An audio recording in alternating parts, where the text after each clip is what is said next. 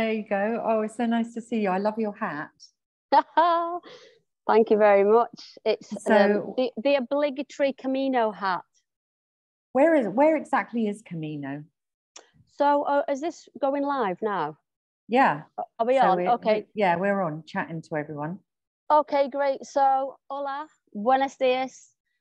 Right now I'm in a place about, I don't know, 25 kilometers outside of Pontevedra in Galicia, Spain. And I'm about 85, 90 kilometers away from Compostela to Santiago. And I'm checking in with a tired body and blisters on my feet, because so far our little group have walked just under 300 kilometers from Porto in Portugal. Wow. And it's a pilgrimage walk all the way to Compostela. And it's been very an insightful journey. We've probably got about maybe 3 more days left to go. And so despite my body feeling tired and my feet suffering with blisters and little rubs, I'm feeling incredibly humbled and blessed to be able to share this afternoon with everyone what's deep inside of my heart. And speaking as a professional and a mother and a grandmother, I'm feeling like truly humbled and blessed for this opportunity. So thank you so much.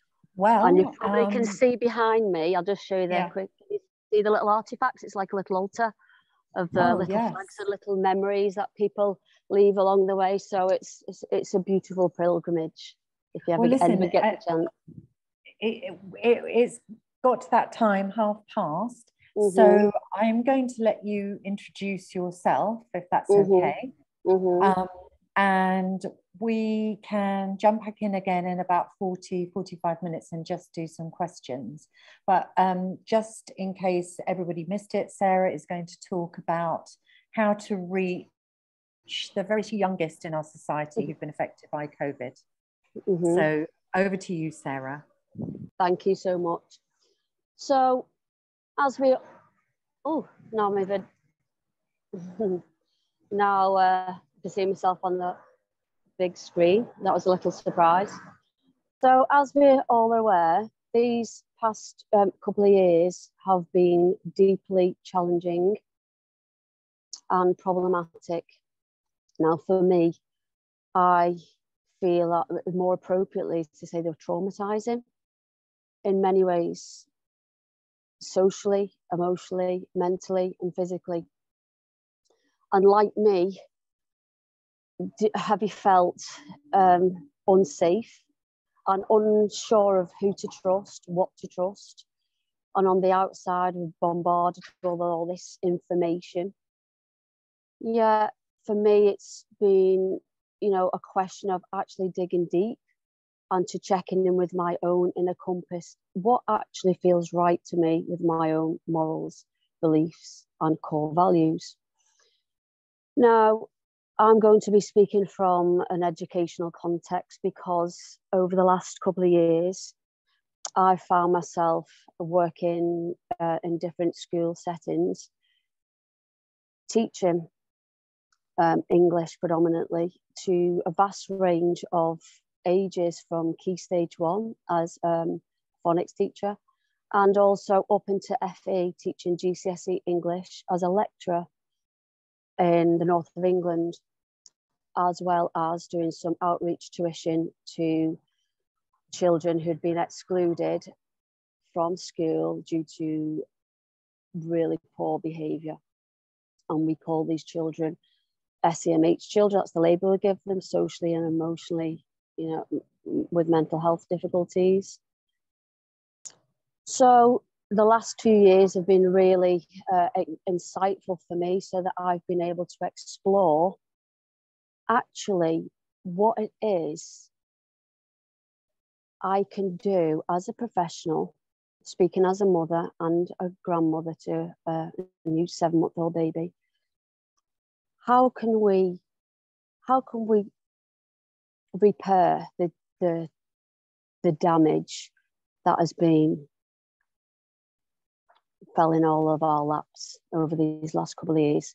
What can we do about it? What can I do about it? How can I take ownership of it and turn this into a positive outcome from all the teachings and all the experiences I've had?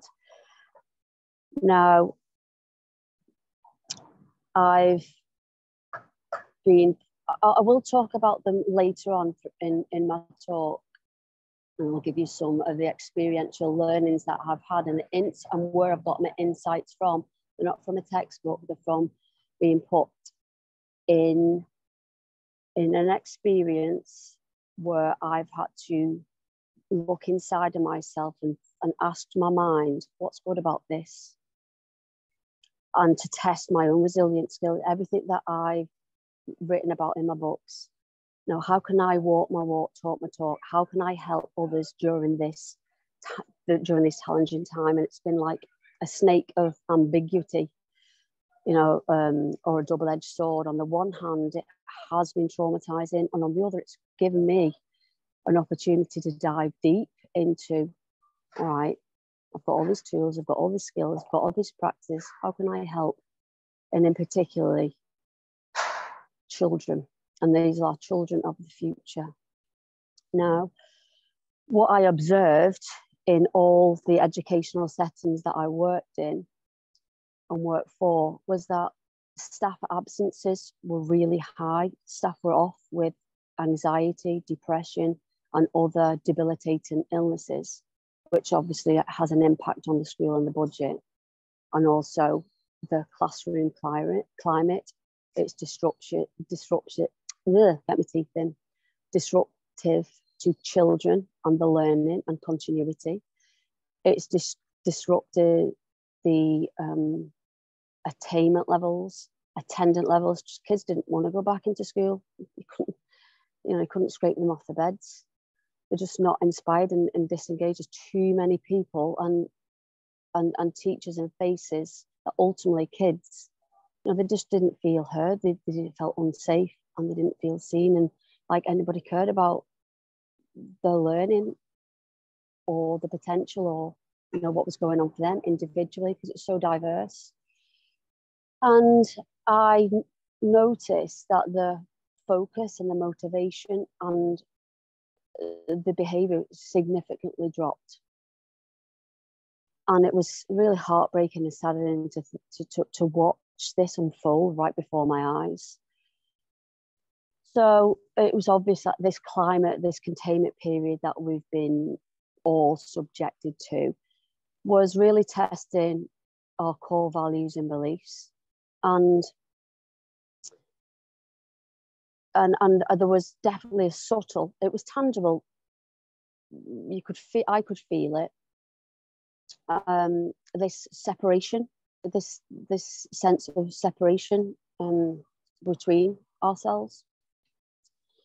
Now, when you looked at the NHS 2021 statistics, it states that 1 in 6 11 to 17-year-olds have now got mental health concerns, which is worrying in itself. Now, that is 2021, and that's the children that have been identified. How many more from these closed down, low social status demographics? How many of those are we actually identifying as well? And I actually personally believe the figure is much higher. And also the Young Minds charity have recorded a 200% increase in suicide in young men. Now, my brother committed suicide in 2009.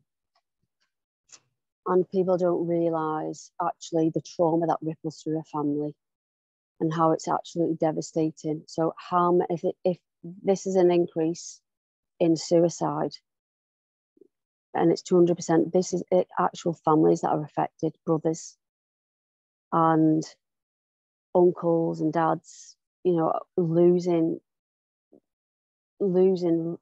valuable parts of the family and the community. The question I've got is like, how long are we going to let this happen?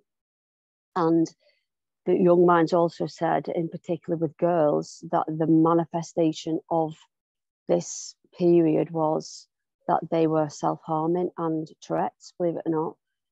So it's quite interesting when you look at the results, and results don't lie, and statistics don't lie, essentially. But, you know, it makes me ask the question as an adult, how do I take ownership of it, of this, and how do I take responsibility, and what can I do?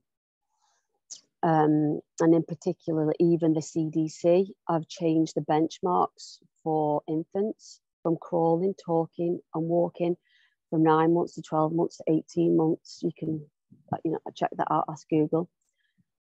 So it's quite obvious that, you know, we're in a time now where, like no other in history, that we can actually, for our future generations, make a difference and start building new foundations to build upon, and to take ownership of all this multi-generational trauma, because it's here and it's right in front of us. And our children are telling us, you know, there's so much sickness manifesting, that in school, uninspired, but unmotivated, they're lacking creativity. And, you know, the question that I ask is that, can you imagine a world in 10 years' time if we don't take action or do anything about it? I mean, the DSM-5 has already got 300 mental health concerns labeled in its manual. Well, in 10 years' time, is there going to be 600, 900 if we don't take action? You know, what are we setting our children up for? What world?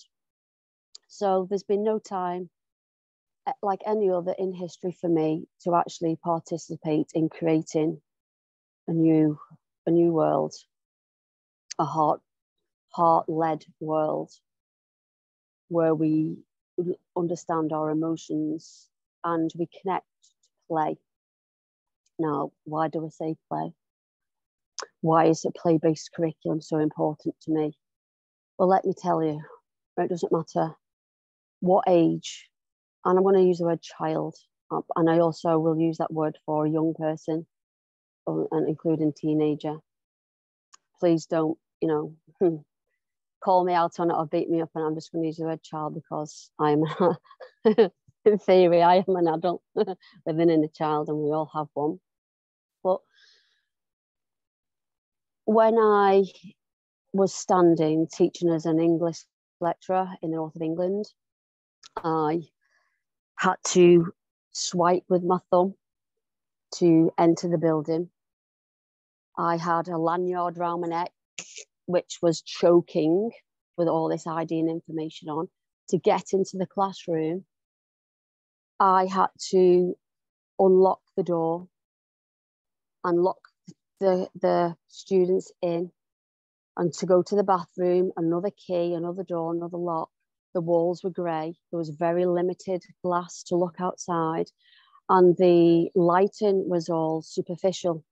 Now, for me, this isn't conducive to learning and to inspire our young people. This was a young offenders institute, and it was so uninspiring. And I was stood at the front of the classroom looking at a group of, I can't remember now, it was 18 to 20, 18 to 24-year-olds, all masked up, sitting on the desk, 2 meters apart.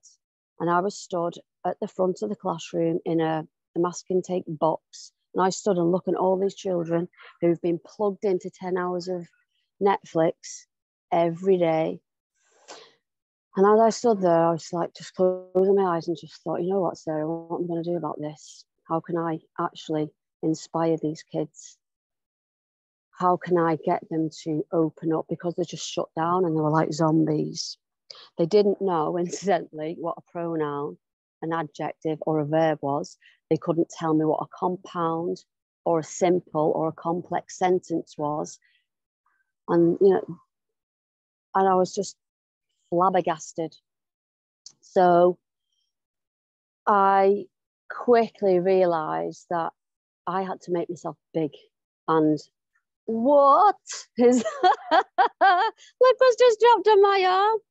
Can you see a little lizard? That was interesting. Thank you for taking me out to flow, lizard. And make myself animate, make myself big like a peacock, and connect to the element of play and fun. And, you know, start asking really open-ended questions to find out what, you know, what made them tick, set little icebreakers, you know, connect to playfulness and fun, which I did. And over a while, over a couple of weeks, I noticed that, you know, they would take the mask down, they would start engaging and start talking to me, and they started trusting me and feeling safe. Now that was really humbling and a big turnaround for me, because once I'd gained the trust and they felt safe, that was the doorway to open them up and say, okay, then let's talk about our strengths, let's talk about our weaknesses, let's find out where we're at. What type of learner are you? Have you realised what the education system actually is set up for, and how learning the building blocks from the foundation stage right the way through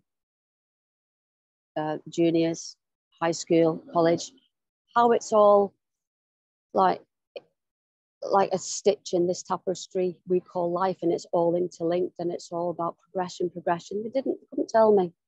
So they're obviously traumatized. Anyway, so for me, there's many solutions and possibilities, and it comes back to play. Now, in my first book, which I published, started writing now 8 years ago, called Beyond Gratitude, I actually talked about me wanting to connect with my own inner child, and how I want to, and I'm quoting myself here, become a blondie and knock down the sandcastles to rebuild them again, and to become, you know, a curious, creative, emergent child, looking at, you know, what happens when we smash down the sandcastles, rebuild them again, what happens. Because prior to my first book, I'd spent over 10 years in mainstream, and I felt suppressed, repressed, and oppressed in you know, in the whole system and the systematic principles of traditional teaching, which was not me. And this is what I see now. And this is what children are crying out for, a play-based curriculum. Which is more child-led and teacher-led, and where we can build on a person-centered approach, so that the children are navigating their own learning path, and they're showing, which I've been doing with the Key Stage 1 children, been showing me what they want and how they want to learn, and what it gives them motivation, what enhances the behavior, what makes them tick. And, you know, creating a program, a daily lesson plan, whereby learning was structured around play. I've realized that I have actually been connecting to the innate naturalness of children, which is playfulness, and this is how they learn. Now, on this Camino, I've seen so many children playing outside, girls, boys, little girls, 5, 6, and 7, out in the woods, hanging upside down, clapping and shouting, "It's Buen Camino," and open and not fearful. How many children do you see in the UK playing outside? There's so, sorry, when I'm in the UK, so I've just seen a message which has just taken me off track a little bit. So in the UK, I don't see children playing outside anymore on the bikes. I don't see them playing in the woods. I don't see them trusting adults and playing hopscotch or skipping. It's all structured. It's all, you know, organised activities by the parents. When you see children just roaming around. And for me, I was very privileged. I came home when the street lights went on, and I played in the backfields making clay and making little dams out of sticks and stones and making little fires. And I went home when the street lights went on, and I had nothing. I went to bed, didn't have a phone. And now in the UK, like me, do you notice how many teenagers you see just sat in a huddle in the park, that I do see, on the phones, and not really connecting anymore to the playful elements, the playfulness. So that's something that really fills my heart with sadness. And I'll see parents collecting the kids from school and they're on the phone, and the little child's desperate for their attention of the parents, and they're just being blanked out. Seeing the restaurant, kids on the phone, given a tablet. And it's saddening to think that we're just not really interacting with our children fully. I mean, this is most children. I know there are children who are given opportunities to play naturally. I am aware of that. There always is an opposite. But you know what saddens me is the ones who are not, the closed down kids, the ones that are moving further and further up inwards. Sarah, sorry, yeah. Sally here. Sorry to interrupt. Go on. But we talked about this sort of all morning, and what I was really hoping to hear from you, and what so inspired me when I spoke to you, was the methods that you've been using to bring children out of this. Well, this is what I'm coming to now, because for me, I didn't want, everyone to think that I've just plucked this out of the air, or I've looked at some research to understand this is actually experiential learning. So for me, not only from the whilst I was working as a lecturer teaching English, did I find a way in with the young children, the Key Stage 1, the phonics group, which I'm coming to. So thank you for jumping in there. I'm just checking the time. Was that, Aldous, I am going to just say that Aldous Huxley said over a century ago that our curriculum was more cognitive based, and it needed to have a balance of an emotional intelligence. And this is what I've been seeing and feeling for myself. So in particular, for those teachers who are out there thinking, well, what does a play-based curriculum look like? It frightens me to death, frightens the pants off me, because we're so used to, and I'm owning this as well, are used to a linear lesson plan, long-term, short-term, daily. So to give more detail, so thanks Sally for reminding me on that one, to give more detail about it, it's actually when I've been given a group of 18 children who at Key Stage 1 could only recognise 1 or 2 graphemes, which is shocking when there's 50 from the tracking that the government, the national curriculum stipulates that children at Key Stage 1 should know. So I'm like, a traditional piece of paper and a pencil sitting down at desk, this is not going to work. These kids, they can't even talk. I've got a little boy in my class and he talks like this. And it's like, oh, and he can't pronounce any, he can't hear. And he can't say the sounds, let alone remember them, because his brain's just full of trauma. So I was like, okay, what we're going to do about this. So I connected to the play elements, and I use VAC techniques, visual, auditory, kinesthetic. I'd plan on a day-to-day basis what graphemes we'd be looking at. And for the little boy who couldn't talk like this, the first one was the th. And I gave him permission to say, in our group, it's the only time you can stick your tongue out at the teacher.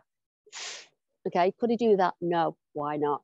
Because he has not been socially interacting with anybody. And he said, I'm not doing that because I'm embarrassed. Right, okay. Why is he embarrassed? Because it's a projection from his parents, and he felt shame. So I was like, okay then. So what I did is I'd take him outside. I'd take this little group of, I had a little group of boys, because I split the 18 kids into like small little groups so I could identify the children more and put the abstract and the construct learners together. And I'll tell you why in a minute. So I'd take them out on the playground, and there's one little boy, and I'm going to have to stand up for this because it's really funny.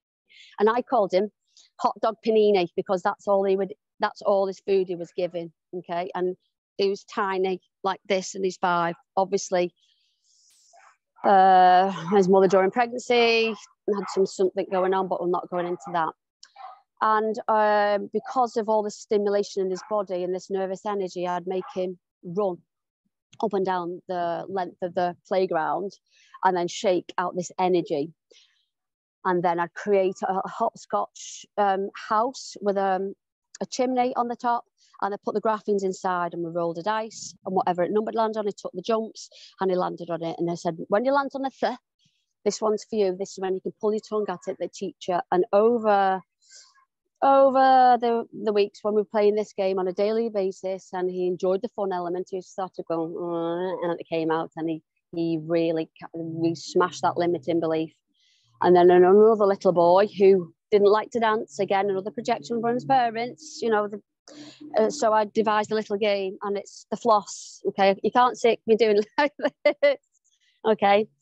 And it goes like, ooh, ee, ooh, ah, ah, ting, tang, walla, walla, bing, bang. Ooh, ee, ooh, ah, ah, ting, tang, walla, bang, bang. I saw, not the witch doctor, I saw the phonics lady today. And what did she say? She said, I can stick my tongue out at the teacher and go, ooh, ee, ooh. So, and it was this in discussion. This is from the children showing me what they needed to learn. And they would bring it into the classroom and the learning experience. And I noticed actually the behaviour started improving. They're not trying to run outside and saying they're bored and start fiddling. And they didn't need any little fiddle gadgets, because they're actually now the eyes and the eyes were on me. The eyes were on the learning objective. And rather than have a book each to write down, so we've got a record so we could go to the SLT and the head teacher, I got just 3 books each, and I called it the Everyone's Book. And everyone on each day, depending on what their learning and lesson objective was, they would then write it in individually, just put the name on, and then they would imprint it, whether it was in chalk, whether it was in finger paints, whatever, you know, whether it was in writing a very silly sentence or a sensible sentence, because the concrete learners, over the 5-month period that I worked with this particular group of kids, they would write sentences like, I like chips. They'd understand the split digraph and the ch sound. Yet the abstract learners would write something like, the fish king loves cones. And it's completely abstract. But as we sat together, the discourse, natural discourse, came about to say that, well, there's no right or there's no wrong, it just is. And on another level, the kids actually, when I gave them the chance before the start of the lesson to actually look at the Everyone books and look at the other kids' work, it was an assessment, because they were saying like thumbs up, thumbs to the side, thumbs down, what they liked, what they didn't like. And that was really great information for me to go, okay, then that's going to inform my planning. What were the next steps going to be? But the next steps are for me, not for the children.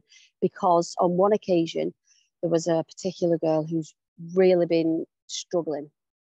I won't go into the details of it, but when I thought to myself, right, okay, then I'm going to take this work and show the head teacher and the SLT. And there was a group of us outside and said, look at this. Isn't this amazing, this work, what she's actually now produced? And the head turned around and said to me, oh, well, it would be much better with a capital letter and a full stop in. I said, whoa, stop there. This work is good enough as it is. It's beautiful, because I saw her face drop. It just dropped. And I was like, oh, my goodness me. She's really tried with the phonics sound. We've been looking at ch. We've been looking at e. We're looking at split digraph of o, because it's you toe. And I was like, no, look at the graphings. Look, this was on the lesson plan. There's no next steps, because what we're doing is we're creating a climate where we're not good enough. And as adults, and I've worked as a coach and a mentor with adults, where does this climate come from? It comes from school. This sense of lack, this sense of not good enough, of it never being good enough. Well, what about in this moment, it is good enough?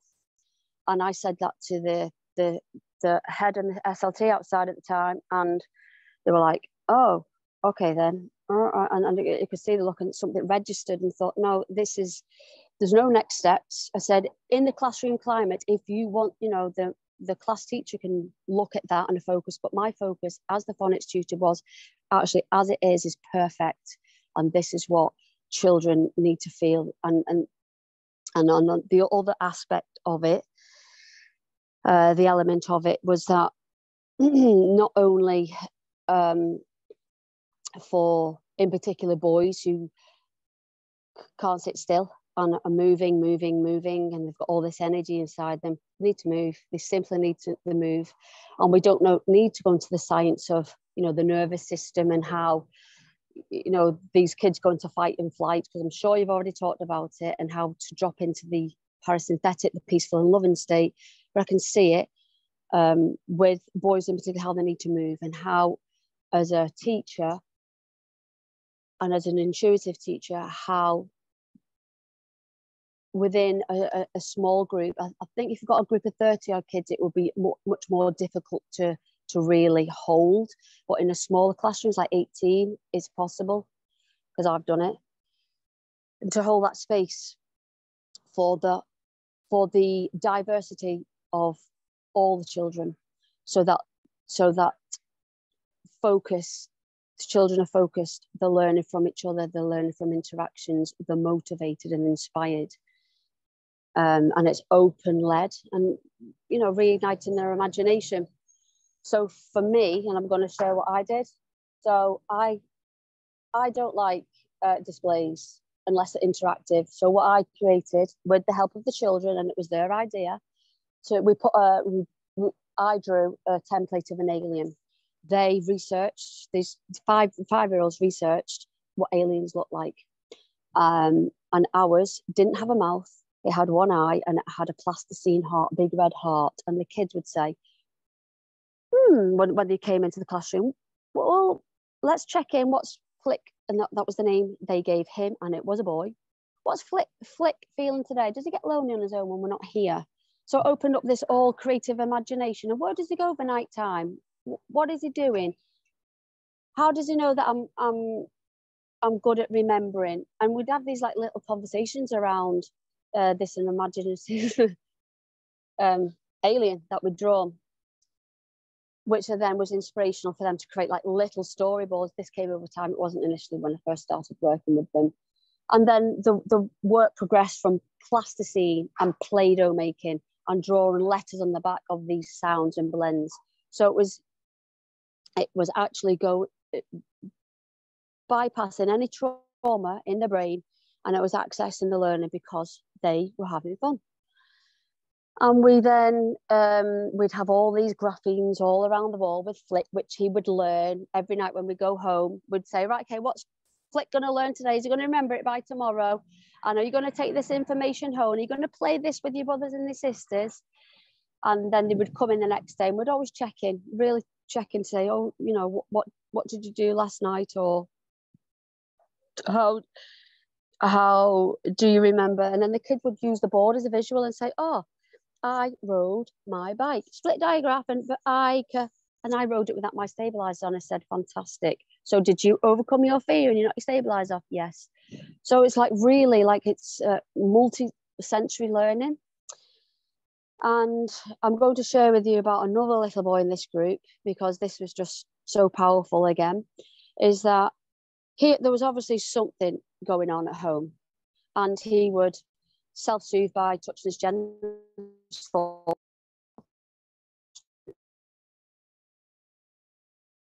Then, you know, anymore. Little boy experienced a yoga and certified meditate. Need a drink. As a certified yoga and meditation teacher, excuse me, I quickly learned in the dynamic of the classroom to offer self-soothing techniques to self-regulate, to bring the hands, I can't, because I'm holding my phone, to bring the hands to soothe the tone, to the vagus nerve, to create tone, to self-soothe, and to create opportunities within the learning context to actually self-regulate. Because it's not it's not something that should be shameful. It should, for me, it's not PSHE or an exercise which stands alone at, say, Friday at 2 o'clock, you know, when we have this talk about PSHE. It's not, it's in the present moment, so that there's no climate of shame, blame, guilt, and it's not created. So actually going, okay, then, you know, children, for me, just experiencing a healthy way of self-regulation. And additionally, going into the behavior, I never use of this past couple of years, never used behavior and the reward systems, because I think they're just associated with the traditional teaching, and it's dogmatic and flawed with problems. So for me, it's all about unconditional positive regard. I like you and I want to work with you because simple as that. And that's the energy and the essence I give into the classroom. And for me, there was just no need to say, you know, I'll go and have 10 smiley faces for that piece of work, or da-da-da-da-da, because it's just like Skinner's Pavlov dog stimulus response, creating some climate of like manipulation. Don't need to manipulate, but it's all about unconditional positive regard, like Carl Rogers. Anyway, he said about that. And the other thing, stop it, you're being cheeky over there. Come and join me, Mirella. So the other thing is that for me, why yoga and meditation is so useful in the education system is not to bombard any more terminology on children, because they're over bombarded anyway. You know, why do kids need to know about Rajkapatasana or Usta Padangangasana? They're quite nice to say, but they mean nothing. And keep everything simple. So if a child is having a moment and they're having these behavior issues, I don't even like twizzly fiddly things. What's all that about? It doesn't mean anything to me. It's actually giving them tools and techniques to say, okay, close your eyes, breathe into your belly, expand your belly, make yourself fat. And the only time I'm going to make yourself fat, breathe and expand your belly like a big balloon. It can be red, it can be yellow, it can be green, it can be pink, it can be anything. Feel yourself expanding, okay, and contracting. Breathing in through your nose and out through your nose, and around the end, you know, and just allowing the energy of whatever emotion it is, whether it's anger, and giving it a name, because it's okay to feel angry, and it's okay to feel upset, and it's okay to feel sad within a day. And it's, for me, it's giving children the clear communication, how they can actually perhaps go back to, you know, their parents and their carers and then the community to say, no, I'm giving them the tools, flip it around, let's give children the tools to express their needs clearly. I wasn't taught. I've only learned all this stuff about 7 years ago about, you know, self-inquiry, self-regulation, and the importance of self-love. Why don't we give our kids the tools and the techniques as well, and just keep it simple?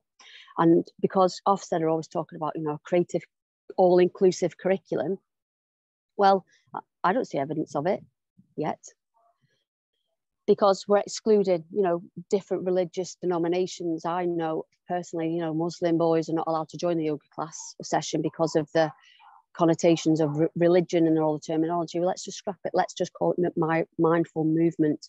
Let's move the body and explore the body, and, you know, allow the energy to move through it, because we all have one commonality, a heart, and it loves and it cares and it feels.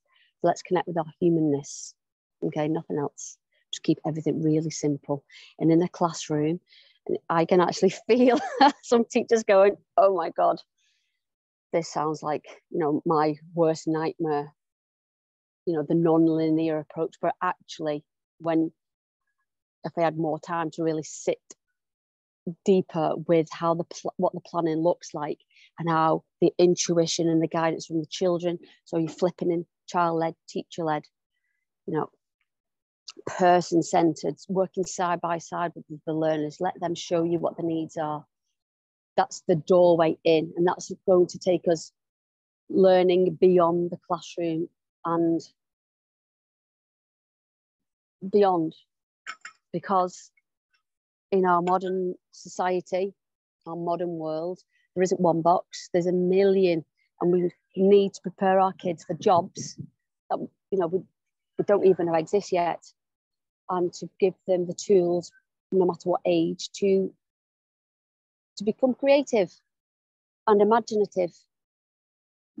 And connect with our, you know, our adults, connecting with our own inner child and giving ourselves permission to do so.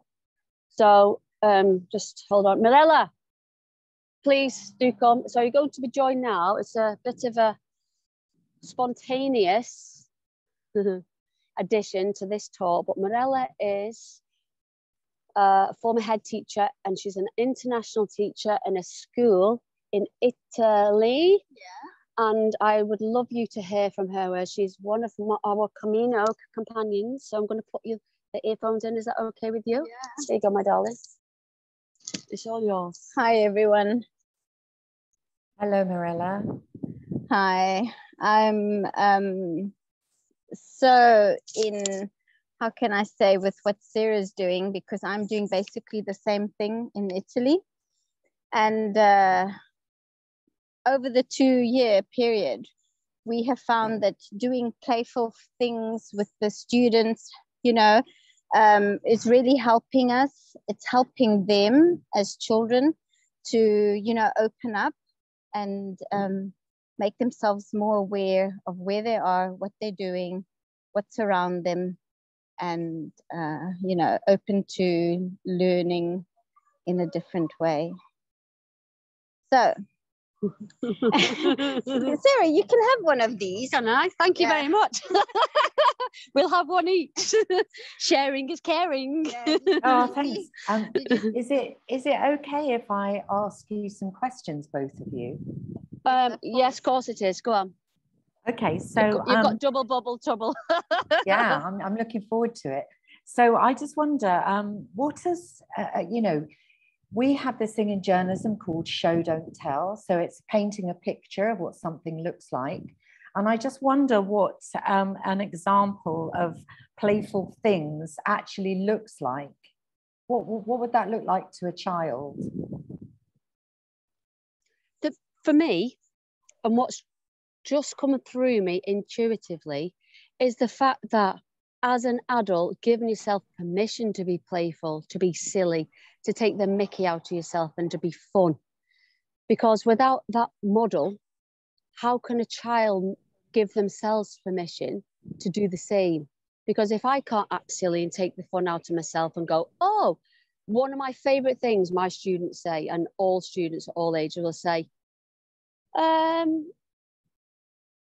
what did you just say then? And I will purposely say something wrong, because I'll say, you were listening, you're paying attention, you're listening. And then it creates that discourse and that dialogue for them to go, oh, she's teasing us again. And then on the next learning objective, whatever that might be, they'll be like, you teasing us again? I'm like, no, this is an actuality. They'll go, she's being serious now. So it's showing, for me, it's having the courage to show all of my parts as a professional, to say, you know what, all of the, you know, learning is fun and it's an engagement. It's not meant to be serious, because this is how we learn, and we bounce ideas off each other. Now on this Camino, we've got 4 very different women, and we were talking about this yesterday, and we've all got strengths and weaknesses. Now we are actually sitting down having dinner, talking about that, saying, you know what, I'm drawing off your strength, you're drawing off mine. And this is how, moving forward for our kids of the future, that, you know, we need to learn to actually draw on our strengths and weakness, and to put our hand up and say, you know, I'm taking ownership of that. I'll take accountability of that. And this is what it looks like. And to model that as well. So for me, that is the penultimate. And how much easier is it to help children come out of their shells if you're using play as opposed to therapy? Well, for me personally speaking, because I've worked with a lot of kids, and one boy's standing out now, so he was excluded, and I won't use a swear word, but the head teacher contacted me. He's 6'2", He was one of 10. He was from Cambridge, and he walked into the head teacher's office because he was so frustrated with this whole you-know-what business and being labelled as a COVID kid. He went in, and she was only tiny like me, and he put his arm all over an office in the desk and knocked every single document flying, and she was frightened stiff, and she got pressed the emergency button and excluded him. Now this boy was in fear, and he was frightened, and he was fearful. Now I worked with him on a one-to-one basis. I sat him in my car and I trusted him explicitly. He didn't break the windscreen wipers off or snap them off as he did with the former teacher. Why is that? Because he felt safe and he felt trusted. And for me, once you connect with that energy of creating a container of safety, and that child, no matter what age, feels safe, that part of the brain, the limbic brain, which is shut down, it opens, and it's like, okay, then let's activate it. What can we do? And for me, with this particular boy, and I'm going to say now, he actually got a grade C in his maths and his English after working with me for 6 months, because we were working one-to-one. Never once was I frightened of him, not once. And he was so made up. And I would take him out into nature, and we would talk about the jog. And so I tapped into what he liked, what his wants and needs were. First time I met him, he said to me, he was smoking an e-cig, and he said, Miss, and he wouldn't come out from under his sofa because I went to his care home where he was, and he was wrapped in duvet, and he was like, So I thought, well, it's a little bit challenging. Like, what can I do? Asking my mind to see with the eyes of love, right? Okay, what's good about this? I love asking myself those questions. And I had a natural conversation with him, what he liked, what he didn't like, so that I could inform my planning. What was the doorway in? How could I access his learner? What could I light him up and inspire him with? So I asked him, what films like, what football he liked, okay, and I got all the information I needed. And after about 40 minutes, made myself a cup of tea, and I said, okay then.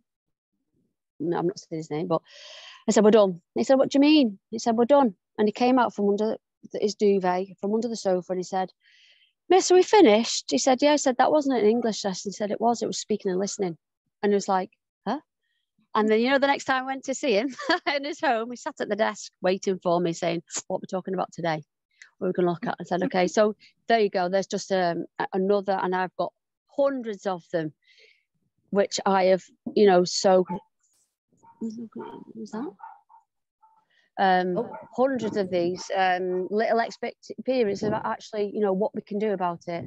So, great question. Thank you, Sally. Well, and probably the last one for me. What difference does it make to a child's mental health to be creative? And why does creativity seem to reach children when talking doesn't?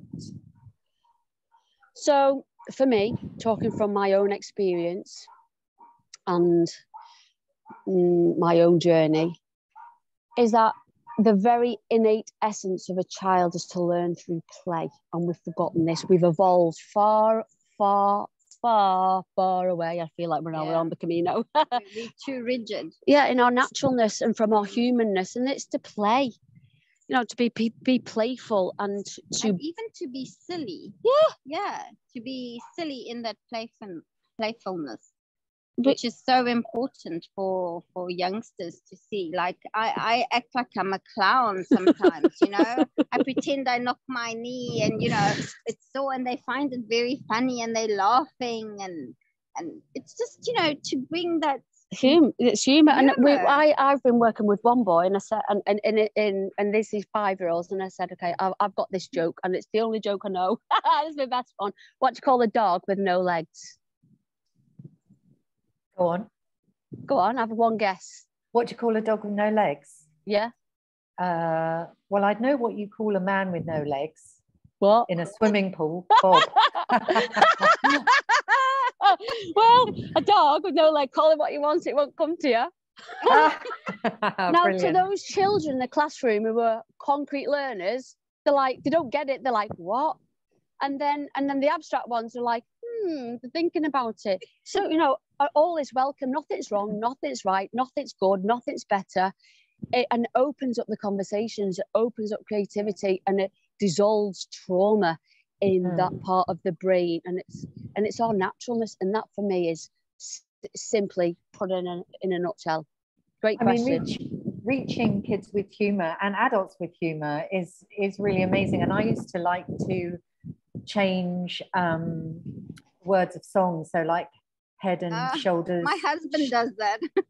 Yeah, so head and shoulders cheese on toast. And I like that one. On the way to school, we used to have primary school, we used to have conversations. I used to say, I know what you're going to do at school today. You are going to be making a wedding cake for a family of mice. I love it. This is it. And it's like, what's it, do you know, it just inspires that part of the brain where it's like, oh, this is now fun. This is going to help me use my imagination, and gives the child the permission then to say, oh, okay then. Yeah, I'm going to use that one. I know.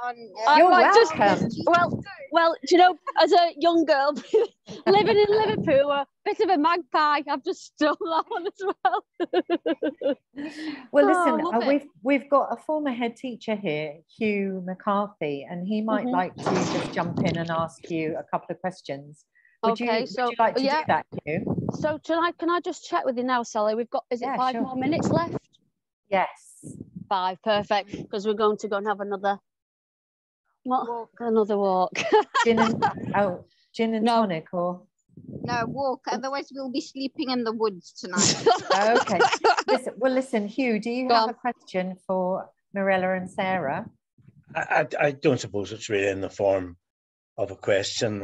It's in a sense blatantly obvious. As you saw, I posted there in answer to your question, which was, why do actions help? And I've posted poetry in art are windows to the soul. Northern Ireland, as you know, has been very troubled, and Portadown, where I work, has long been one of the most troubled towns in Northern Ireland. There were major troubles, and obviously the children came into the school.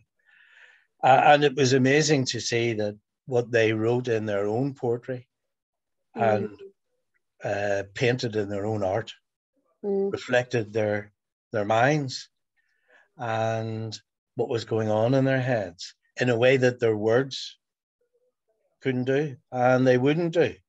You used the introduction there, Sarah, about talking about football and what their interests were. And of course, it's all about taking children as they are and where they are. And I would have said there are no bad children and there are no stupid children. No. There are children whose life experiences have led them to where they are.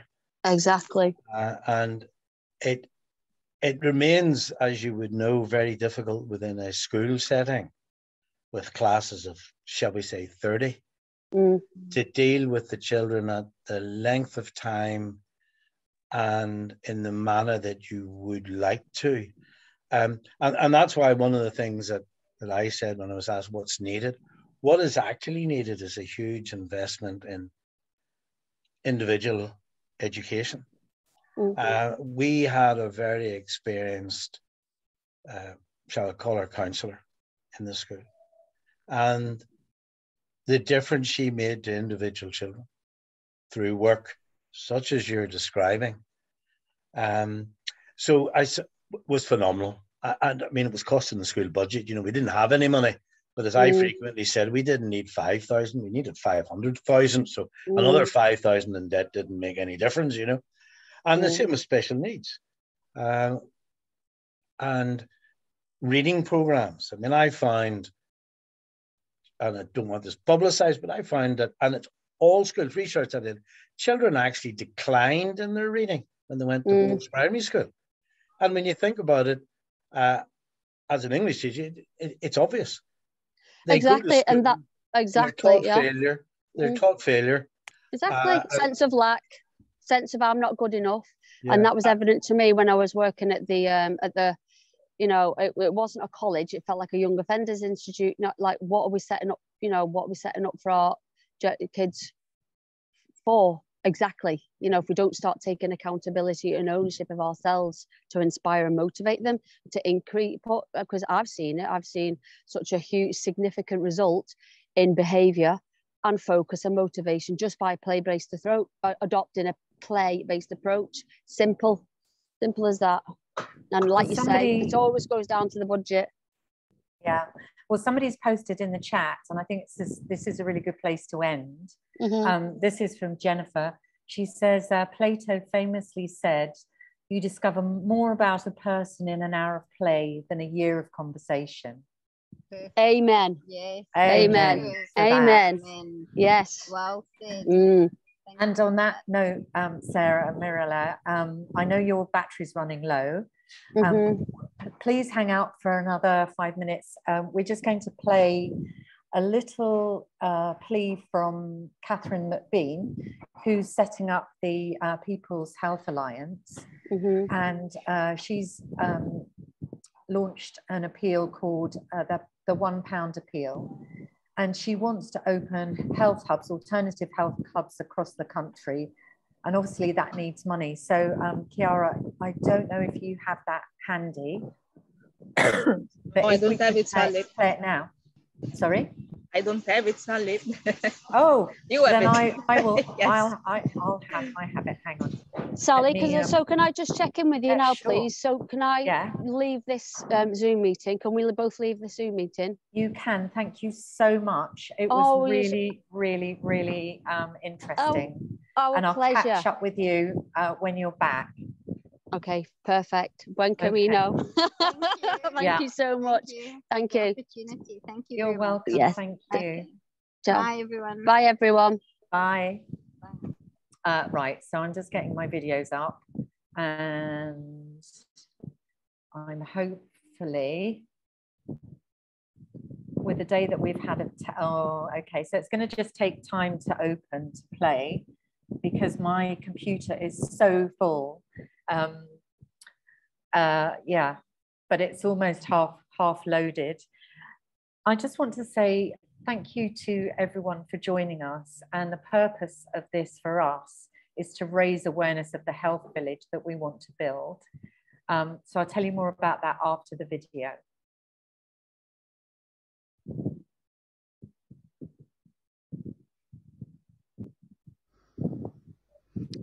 Hi everyone, my name's Catherine McBean from the People's Health Alliance, and I'd like today just to explain to you about our Power of the Pound appeal and why it is so important that we get as many people involved as we possibly can.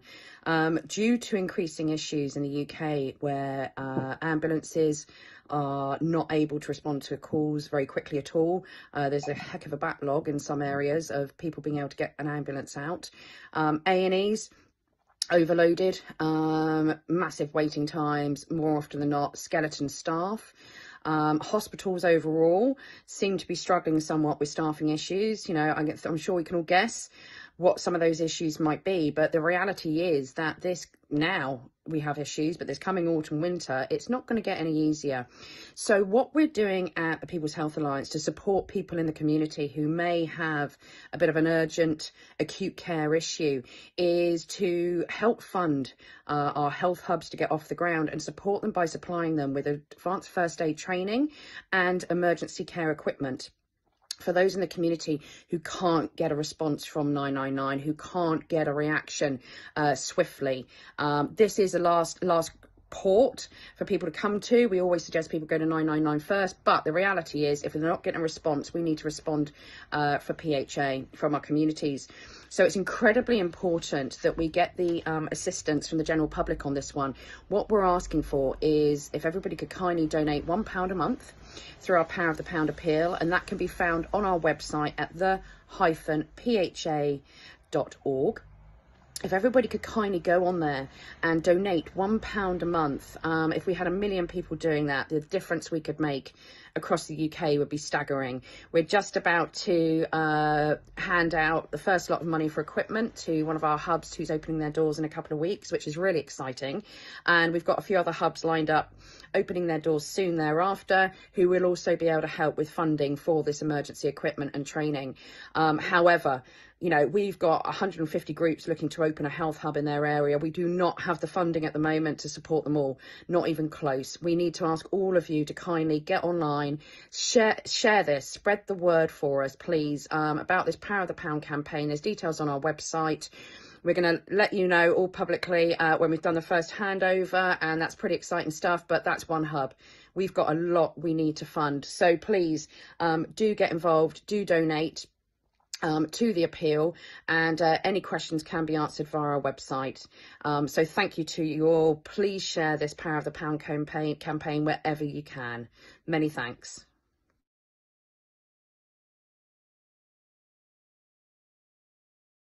So thanks to Catherine McVean for that. Just before we go, we've had 3 amazing days for our conference. I would just ask you, in the last sort of couple of minutes that we have, if anyone has any feedback for us, please just sort of unmute yourself and chime in, and all feedback is welcome.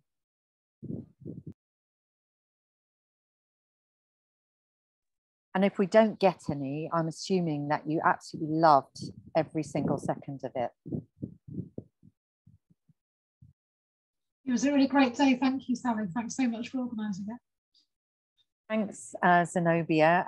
June, did you want to say something? Have to unmute yourself. Well, just what I said to you in the chat, just thank you so much for doing this. It's been really brilliant, and it is a breath of fresh air to have this kind of discussion with the speakers and the other participants.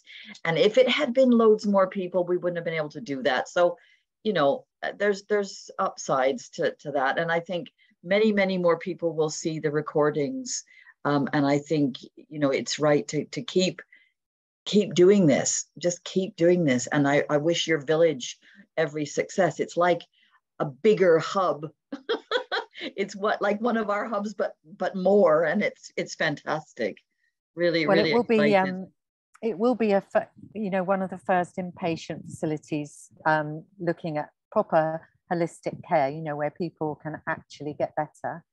I was going to say something and it's completely gone out of my head. Oh yes, we're already planning next year. And what I wanted to say is, if we'd have had the conference here, we could have had a maximum of 100 people in the room at a time. And we've sold many more tickets than that. So I realize, you know, doing a conference on a weekday is very difficult for people. We know that lots of people are going to jump in and watch over this weekend, in the evenings, whenever they can. So it had its bonus side as well. You know, it meant that we could keep the price low.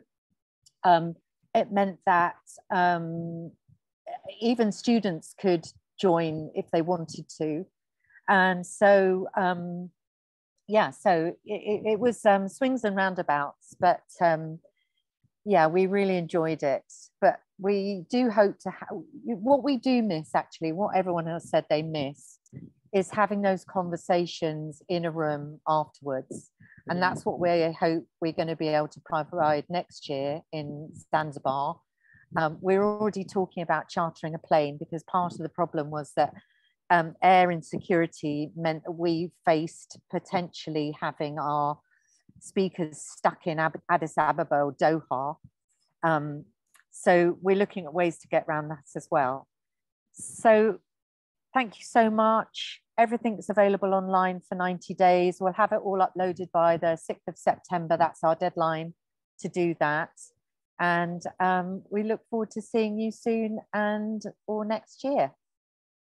Great. So thank you, everyone.